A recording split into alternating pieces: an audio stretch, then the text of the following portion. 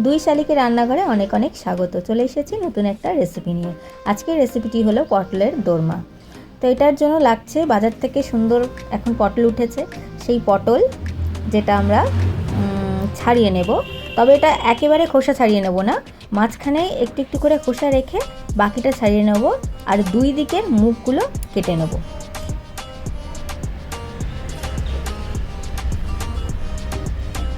ভালো করে এখানে সবকটা পটলকে ছাড়িয়ে নিচ্ছি।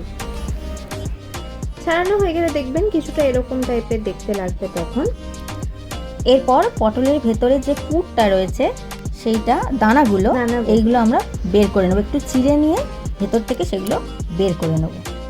হালকা চিড়তে হবে যাতে দুদিকটা যেন আটকাই থাকে আর কি, পুরোটা না খুলে যায়, কারণ এর মধ্যে পরে পুরটা ভরা হবে। তো সেই মতো করে চিড়ে নিয়ে দানাগুলো বের করে নিতে হবে।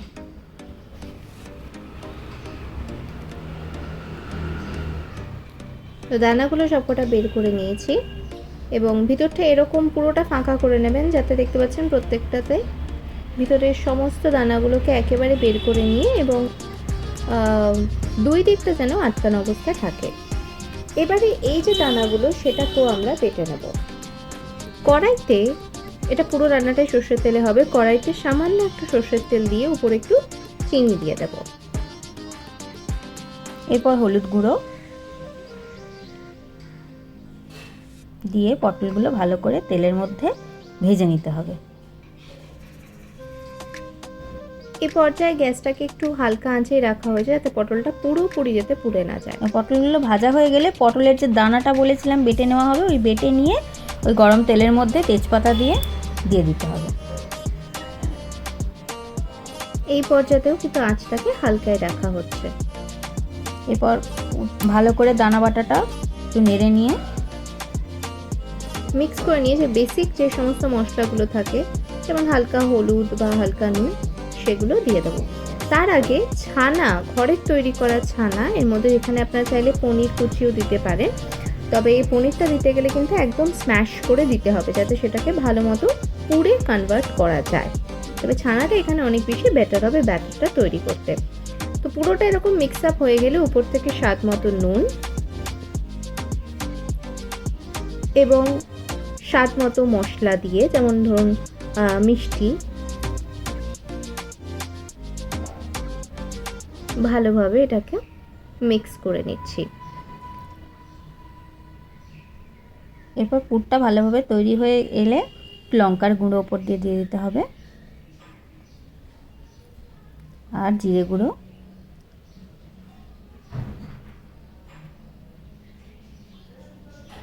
আর একটু হলুদ গুঁড়ো দিয়ে ভালো করে পুরটার মধ্যে মিশিয়ে নিয়ে একটু নেড়ে নিতে হবে।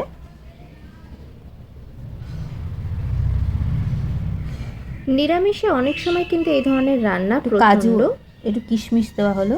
হ্যাঁ, তো পুরটা তৈরি হয়ে গিয়েছে। এরপরে আমরা পুরটা পটলের মধ্যে, প্রত্যেকটা পটলের মধ্যে ভরে দেবো এইভাবে।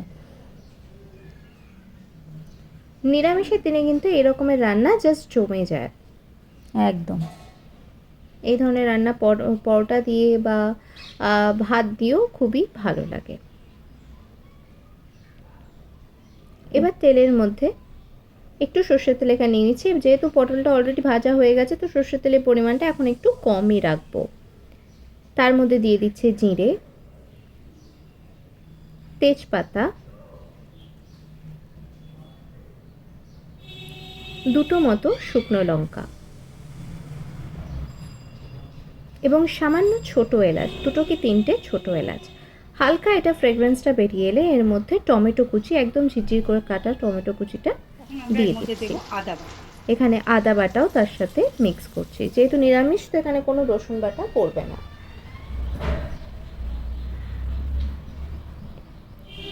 এই সময়টা আঁচটা একটু জোরেও রাখতে পারেন, কোনো অসুবিধা নেই, কিন্তু কন্টিনিউয়াসলি আপনাকে এটা মিক্স করে যেতে হবে।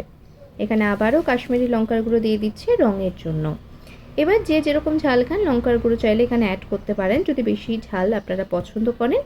আমরা এখানে একটু কম ঝালের উপরে রেখেছি, তাই এখানে কাশ্মীরি লঙ্কার গুঁড়ো দেওয়ার পরে সামান্য নুন স্বাদ মতো দিয়ে নিচ্ছি।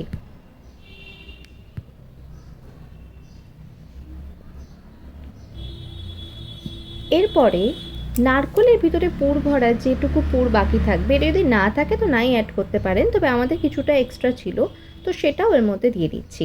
দেওয়ার পরে স্বাদ মতো মিষ্টি, যেহেতু পটল ইটসেলফ একটা মিষ্টি আইটেম, তো এখানে মিষ্টিটা একটু তুলনামূলক কম রাখা হচ্ছে। দেন এর মধ্যে জিরের গুঁড়ো মোটামুটি 1/2 চামচ মতো দিয়ে দেওয়া হচ্ছে। দেন লঙ্কার গুঁড়ো,